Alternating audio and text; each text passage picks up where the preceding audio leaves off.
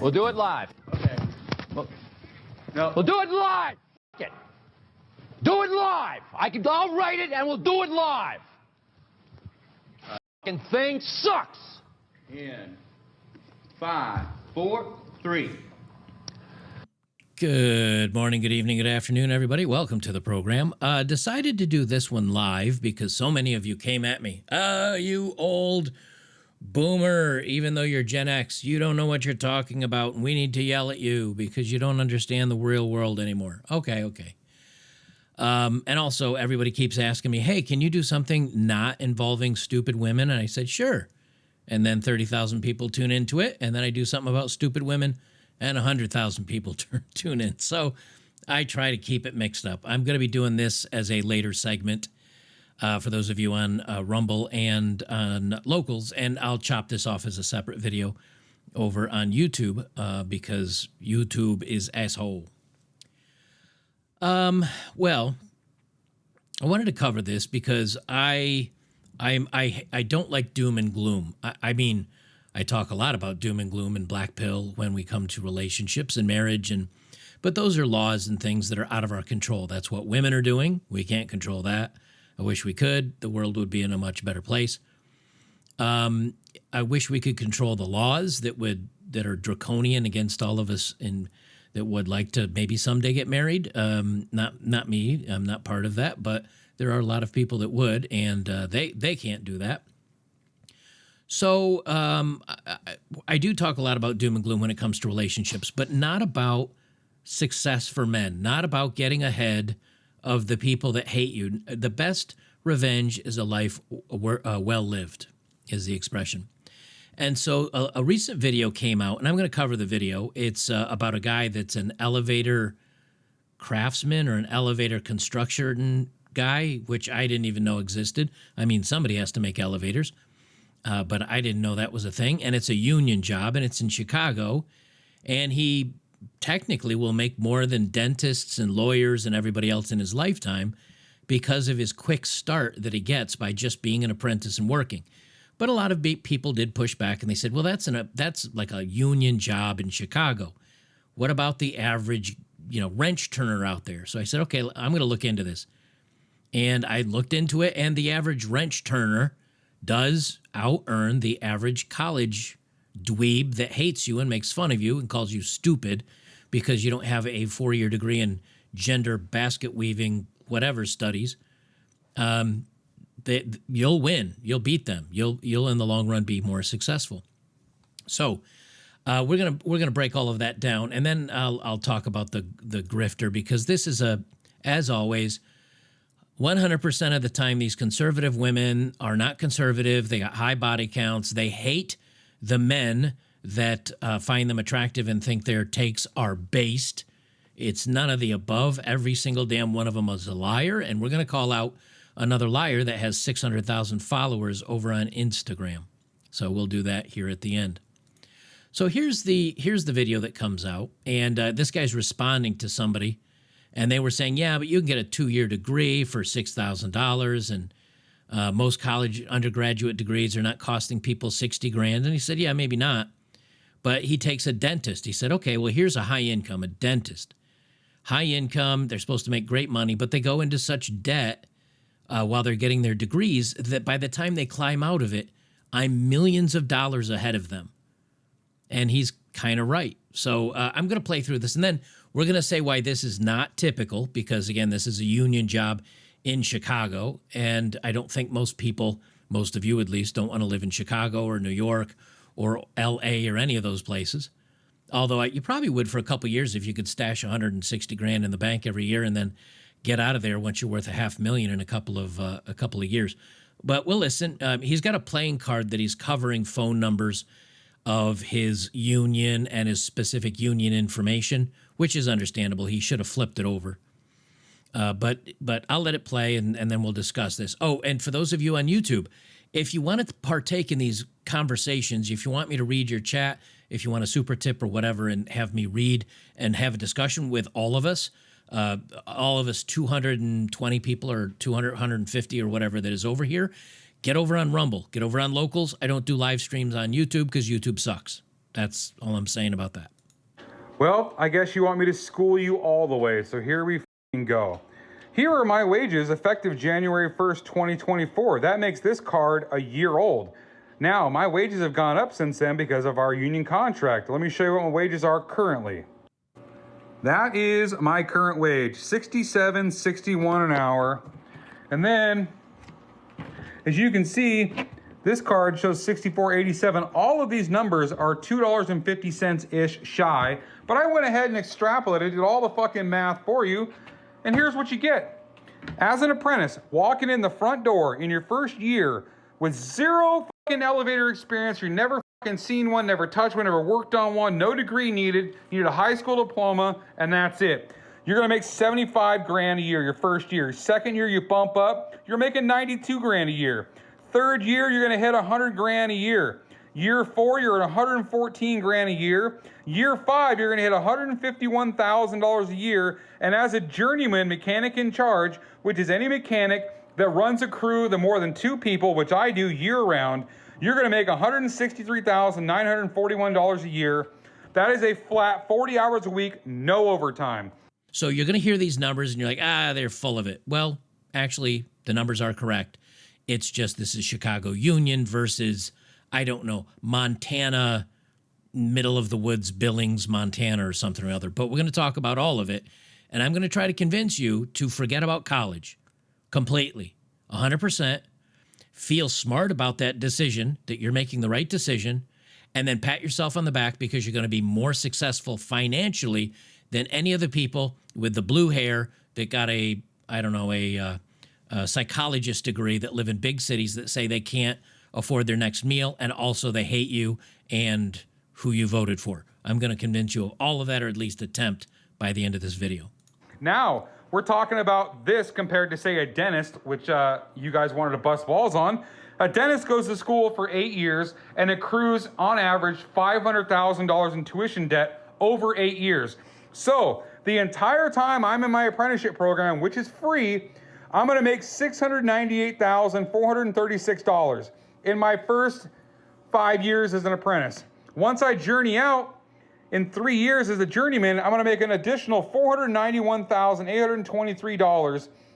So if you add these two together, the entire 8 years that you're going to college to be a dentist, making no money and accruing $500,000 in debt, I have made $1.19 million. Now, if you take your $500,000 in debt and add it to this, I'm gonna be like $1.7 million ahead of you. Now, the average dentist income is $200,000 a year. I'm making 163, let's call it 160, make it even. Let's say you make 40 grand a year more than me as a dentist. It is gonna take you over 42 years to bridge this gap and make more than me. By the time you put 40 years in as a dentist, I've already retired. I'm on the beach drinking Mai Tais with your girl. Go f*** yourself. I do love the ending of that, and it's a beautiful response. You're not going to be in a union. Number one, most of you guys wouldn't be into a union, and number two, you're not likely going to be living in Chicago, which is a very expensive, crime-ridden leftist hellhole. So let's take those numbers out of the equation completely, okay? We're just going to say, now what I did is I looked up the top 5 blue-collar jobs, or high-skilled or skilled labor, I think is what they called it. They didn't call it high skill. They called it skilled labor jobs. And I said, what are the top most popular, like most numerous, the ones that they're the most jobs? They said plumbers, electricians, welders, mechanics, and surprisingly, power plant operators. So I said, okay, well, look at those 5 jobs in America, the European Union, and Australia, because that's where 90% of you guys that are my viewers view from. It says next, I said, average those salaries against the most common 5 salaries received by college graduates. Which one makes more, and is the debt from the college education worth the investment based on salary alone? Okay, so really we're saying, how much can you make if you just go into the 5 most popular blue-collar wrenching jobs versus you go to college and get 5 of the most popular degrees. Now, if you said, yeah, but I'm going to go to college for 4 years in a STEM, science, technology, engineering, and mathematics. I think that's what STEM is for now.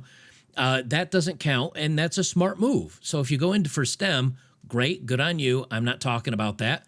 Go ahead with your college goals, but understand that when you walk out of STEM, even if you're making $70,000 or $80,000 a year, but you've accrued $100,000 in debt, it's going to take you a decade to 2 to catch up to the wrenching guy that just walked out on the street and got one of these high-paying jobs, okay? So it thought for 5 minutes and 9 seconds, which if you know AI, that is an eternity for AI, but it looked through government, job applications, surveys, statistical data. For all the countries, it looked at the average income. It converted it all to US dollars. So that way we have parity in comparison. And this is what it came up with. It says I converted all salaries to USD using exchange rates of €1 to 1.16 USD, $1 versus 65 cents USD. Salaries are average annual gross figures based on the latest available data, 2024 or closest. For the EU, salaries vary significantly by country, so I used a blend of sources, such as Salary Expert for key countries like Germany, averaged for EU-wide estimates. For the U.S., I used BLS median annual wages from May 2024 as a proxy for averages. Meanings are similar. For Australia, I used midpoints from salary ranges. And it states, the average trade salary for these skilled, blue-collar, most popular, most available jobs, $66,000 in the U.S., $65,000 in the EU, $60,000 in Australia. Now, I know you guys say, well, now today with inflation and everything else, that's not a great income. But remember, we're talking averages of all people in the job. Well, like this guy was talking about in his video, the guys starting out are half of how much the high end are making. So when you look at the average trade salary, this does take in the first years of somebody versus the last.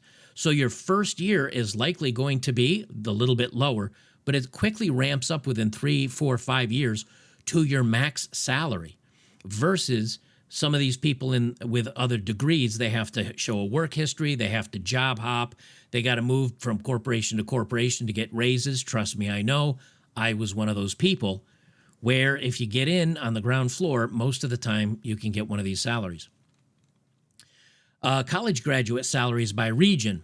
In the U.S., top 5, business, health professions, social sciences, psychology, biology. No STEM are in the top 5. Average $52,739, $53,000. In the EU, business, health, social sciences, psychology, engineering, biology. Average 38,000 euros. Australia, business, health, social sciences, psychology, biology, sciences. Do you see a recurring trend?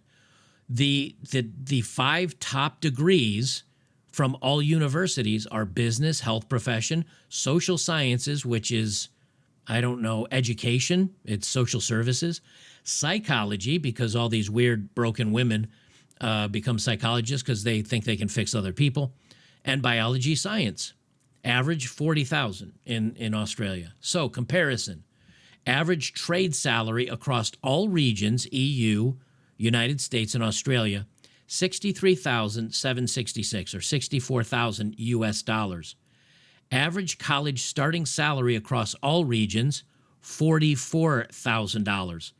So if you're just walking out of high school holding a wrench, signing up as an apprentice versus walking out of college with a degree in your hand, that wrench is going to earn $20,000 a year USD more than holding that degree and being in debt.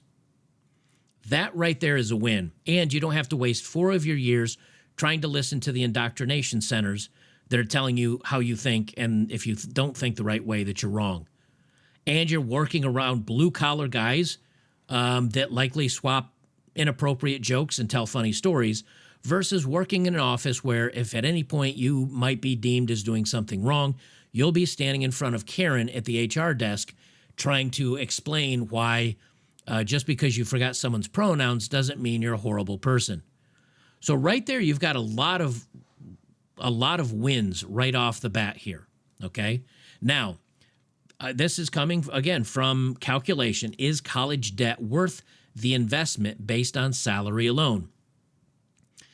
In the U.S., average bachelor's degree debt converted to U.S. dollars when needed. In the United States, $30,000 is the average. In the EU, $15,000. While they do have free or low tuition, the debt does mainly cost from the cost of living, which might be books, it might be food, it might be housing, something like that. Australia, $20,000. Average across regions, $21,000 USD. Based on salary alone, comparing trade averages to college starting salaries, the debt is not worth the investment. Trades offer higher immediate earnings without significant debt, while college graduates start lower and must repay an average of $21,000 USD. Now remember, that $21,000 average that they must repay, in many cases, especially here in the United States, they pay the bare minimum payment they need to make because they're stupid. And what do they end up doing? They only make the interest payments. If you go on X or any of these other platforms and look at students that say, I've been paying $300 a month for the last 30 years, and I looked up my balance of my loan, and it hasn't moved at all. Oh, the system is broken. They're cheating me. No, you're just paying the interest on the loan. You're not paying any of the principal, which goes to show you college didn't actually teach you anything. You have to pay way more than the minimum these student loans ask for, or you're just paying off the interest, which is what they want. You're giving them free money to hold your debt. So, based on salary alone, trades offer higher immediate earnings without the debt. Over time, college salaries often grow faster. Mid-career college earnings in the U.S. reach $80,000 USD versus $70,000 USD for trades, potentially recovering the debt in 5 to 10 years via a $20,000 annual premium. However, strictly on the starting salary comparisons, trades provide better short-term returns without the financial burden. Now, you might be saying, Joker, uno momento. You might be saying, Joker, yes, but once that 5 or 10 years is over, the college person on average has caught up because they make more money. But do they? Do they, though? Do they? Well, instead of, that is an assumption that is often printed by the biased media, by the college institutions themselves. They often will print this saying, oh, but over the course of a lifetime, college people will out-earn. So I asked a very specific question to drill down on this a little bit further because I didn't want it spitting that assumption out. I said, will the blue-collar jobs, the 5 given jobs in the initial inquiry that I asked about, continue to raise salaries faster than the college graduates? Also, given the college debt and lower starting income, will the college graduates ever catch the 5 blue-collar jobs in overall income if that income is invested wisely at the younger age, since income begins earlier due to not attending college and not acquiring the starting debt? This was my thought process. Now, many of you that say, well, I'm in my 30s or I'm in my 40s or I'm in my 50s and I don't have those extra years of investing, I get it. But this information is for, first, the Gen Z, the youngest people out there. But even if you're a little bit older than that, if you make a good income but you have most of your debt paid off, like me, then you can almost put all of your income in investments or put all of it somewhere to go to work for you, even if you're a little bit older. You know, when you're young, you can put $100 away per month and retire pretty well based on at least traditional math. And when you get to be my age at 52, if you want to retire with the same amount, you got to put away $5,000 a month to catch the 18-year-old that's been investing $100 for, the last 50 years or whatever. So I understand that portion of this, but all I'm trying to figure out is if a young person today stepped out of the door of a high school, went and worked for a blue-collar job, and started taking 4% or 8% or 10% of their income and immediately just put it in a generic ETF or the generic average of the Dow Jones Industrial Average and let it sit there versus the college kid that maybe goes and gets a 2-year associate's degree, then gets a 4-year college degree and gets those 6 years behind in income, behind in investing. And what about the future earning potential? Okay, that's my thinking behind this. So it thought on for 5 minutes and 36 seconds on this one. Again, doing some very deep digging. It says wage growth trends. Will blue-collar jobs continue to outpace college graduates? This is key because this is the argument we always hear in favor of college. Based on recent data from 2020 to 2024, the 5 blue-collar jobs, plumbers, electricians, welders, mechanics, and power plant operators, have experienced strong wage growth, often outpacing general inflation and college graduate salaries in the short term, driven by persistent labor shortages in skilled trades. Here's a breakdown by region.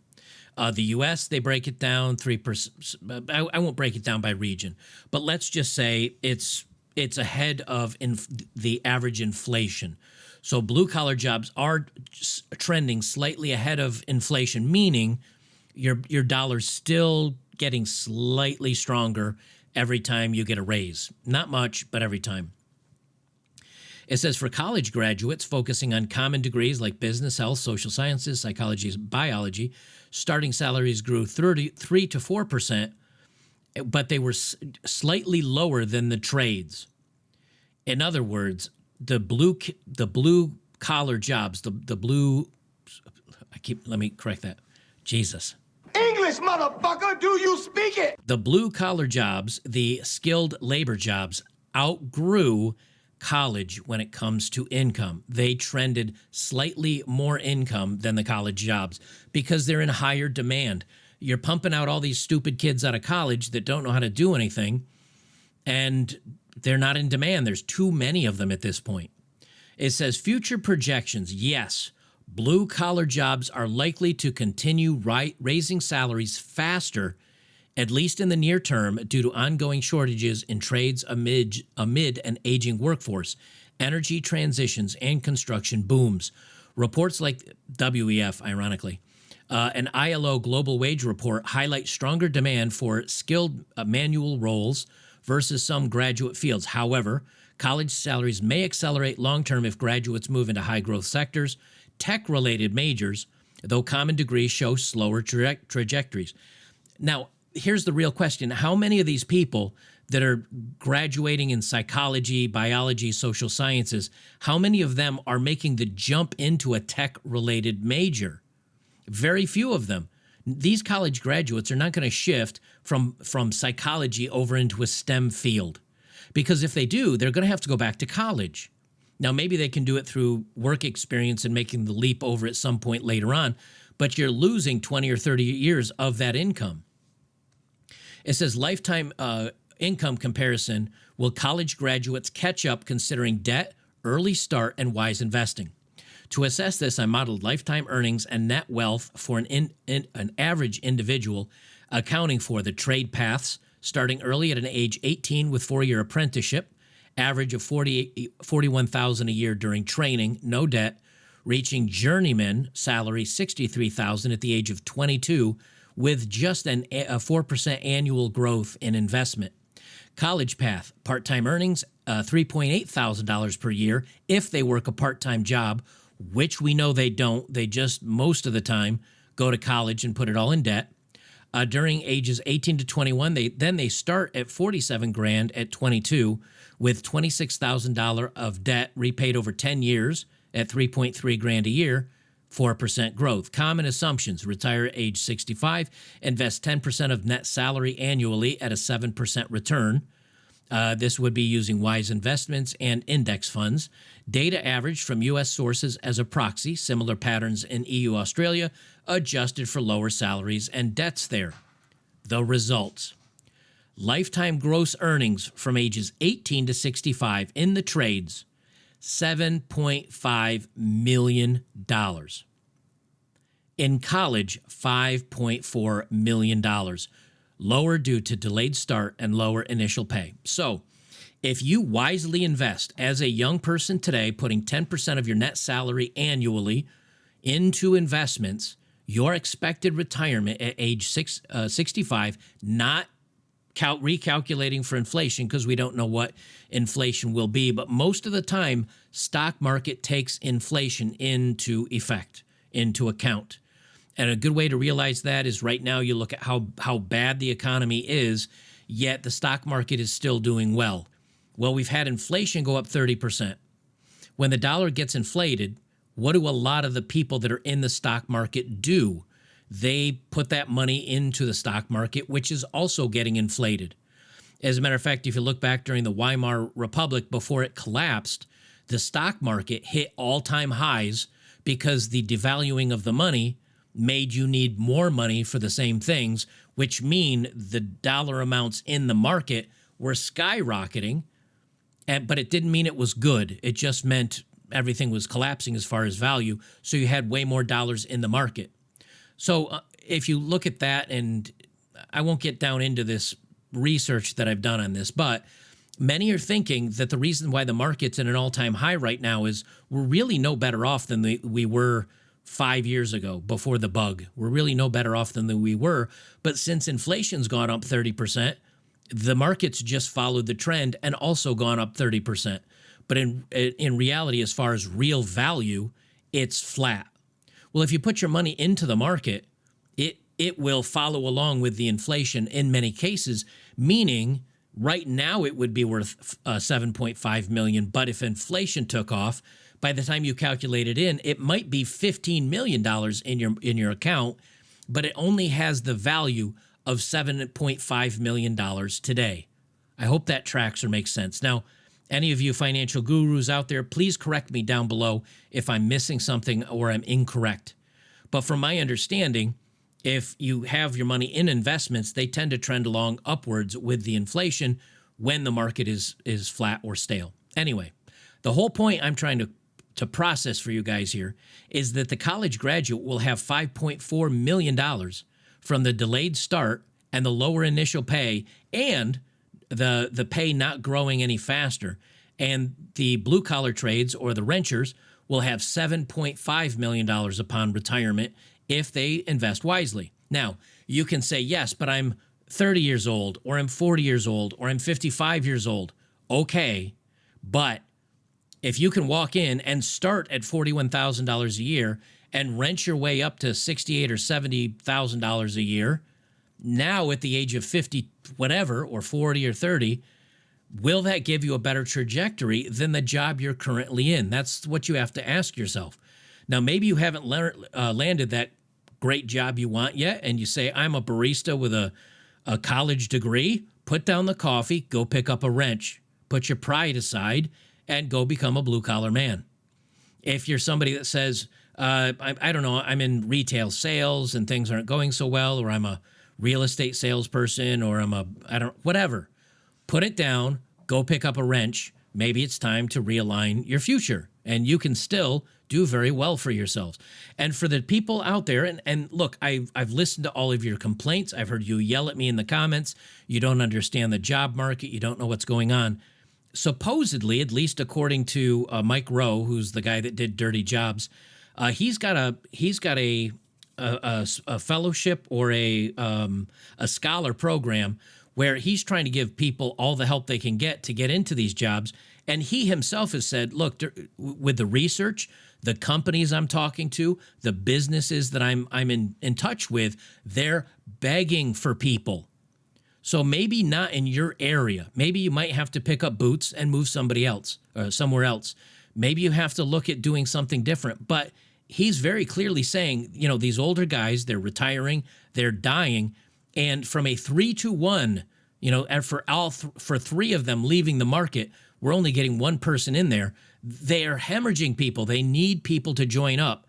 So for you guys that say, I can't find any work, maybe if you just open the webpage and looking for specific things with your degree or phrases that you are familiar with, like whatever job you're looking for, I don't know. Maybe it's time to go in a different direction and look for some of these apprenticeships that, yeah, you may start out a couple grand lower than what you're making now if you're in your 30s, but the trajectory overall will be better for you and you can make more money.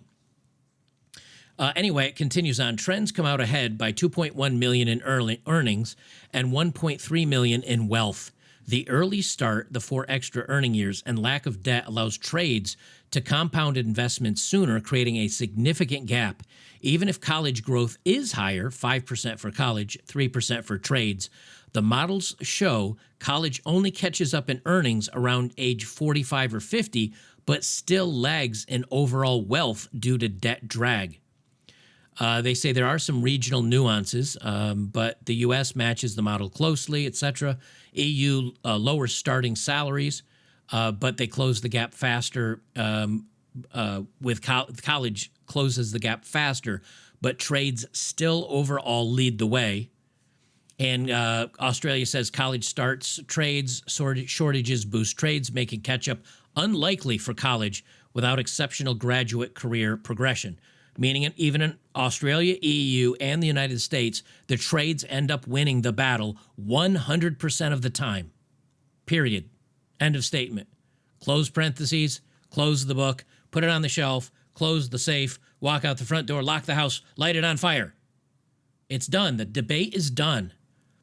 Skilled, blue-collar jobs win if you're extremely young and you can invest more. But if that's not the case, in almost every situation, the wages for blue collar increase faster than the people with degrees, and the demand is higher, meaning you might be able to demand a higher salary instead of being in competition with a bunch of other people that are also in a very tight labor market. So maybe it's just time to become a boiler maker or a wrencher or a mechanic or a welder or whatever.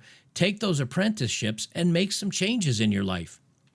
The final summary that Grok gives is college debt worth it based on salary alone? No.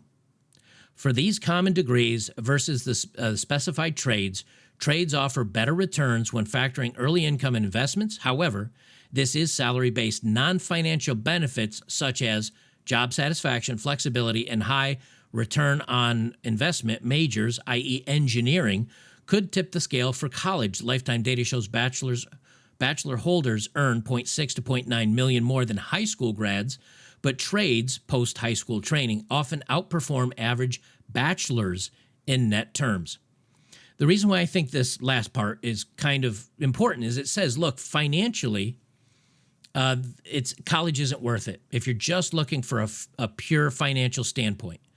But what about job satisfaction, flexibility, and return on investment with engineering? Well, we're not talking about engineering. If you're in the STEM fields, keep going to college, do your thing, you're fine.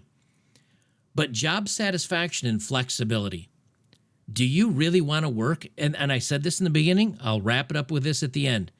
Do you want to go to college for 4 years in these stupid indoctrination things, in indoctrination factories, walk out of there with debt, and then have to go work for a corporation where you're not likely going to have high job satisfaction, and now you're going to be having HR Karens yelling at you because, you know, Janie, the dude that's 6'3", 225 pounds and looks like a linebacker, he says he's now Janie, and you accidentally called him sir one day, and now you're going to get written up or fired.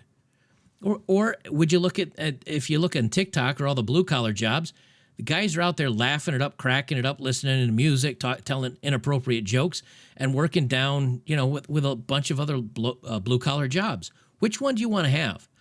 Me, personally, I think I know which one would give more job satisfaction, which one gives you more flexibility, and which one in the long term will give you a lot more money, almost $2 million more by turning a wrench than going to these indoctrination centers. Prove me wrong. I look forward to you guys leaving comments down below.